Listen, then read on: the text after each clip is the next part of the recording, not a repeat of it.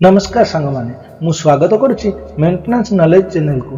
तो सांग माने आज आम ये वीडियो रे गोटे रूम हीटर रो किपरि भाव रे कनेक्शन होता है एवं यार इंटरनल कनेक्शन किपरि होता है एवं यह किपरि भाव रे काम करे एवं एथिरे केउ केउ पार्ट्स यूज हुए आम ये वीडियो रे डिटेल से देखिबा। जदि आपन पाखरे एई भली भाव रे गोटे रूम हीटर अछि तो किपरि भाव रे आपन कोनोसी प्रॉब्लम आसिले किपरि भाव रे रिपेयर करि परिबे आज आम ये वीडियो रे डिटेल्स रे देखिबा।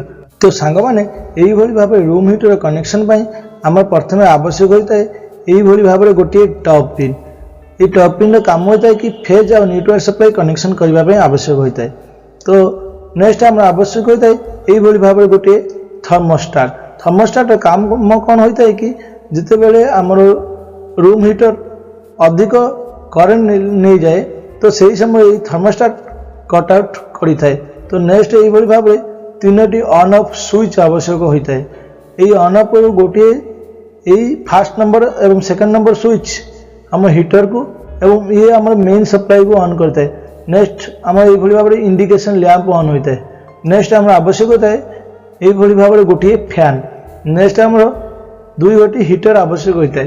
तो यार कनेक्शन किपरि भाव होता है देखिए कि एथि आम गोटे फेज सप्लाई बाहर करी आम ये थर्मोस्टेट रो सेकंड नंबर पॉइंट रे कनेक्शन करदवा एवं थर्मोस्टेट रो सेकंड नंबर पॉइंट बाहर करी आम ऑन ऑफ स्विच रे पैरेलल रे सप्लाई गोटे पॉइंट रे देदवा एवं ऑन ऑफ स्विच रो गोटे सप्लाई बाहर करी आम फैन रे कनेक्शन करदवा एवं फैन रो अन्य गोटे सप्लाई बाहर करी आम इंडिकेशन लैंप रे कनेक्शन करदवा। नेक्स्ट हम हीटर को ऑन करबा पई एक नंबर स्विच रे आमे गोटे सप्लाई बाहर करी आमे एक नंबर हीटर रे कनेक्शन करिबा एवं द्वितीय नंबर हीटर ऑन पाई आमे दुई नंबर स्विच रु गोटे बाहर करी आमे द्वितीय नंबर हीटर रे कनेक्शन करिबा। एई भली भाव रे हमर फेज कनेक्शन कंप्लीट हेछि। एबे न्यूट्रल किपर भाव कनेक्शन करिबा एई टॉप पिन रो गोटे पॉइंट रु बाहर करी हम हीटर रो दुईटा जाक पैरेलल रे कनेक्शन करि दबा एवं एथि अन्य गोटे न्यूट्रल बाहर करी आमे फैन रे कनेक्शन करिबा एवं इंडिकेशन लैंप रे कनेक्शन करदवा।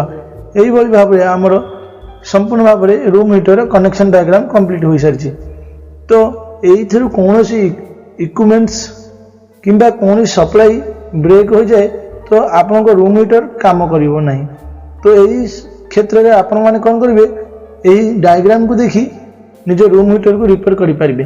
तो यही भली भाव रे इलेक्ट्रिकल रिलेटेड वीडियो देखा चाहते आम चैनल को सब्सक्राइब करंतु एवं पाखरे थिबा नोटिफिकेशन बेल को प्रेस करंतु जहाद्वारा आपण माने आम लेटेस्ट वीडियो देखि परिबे सर्वप्रथम।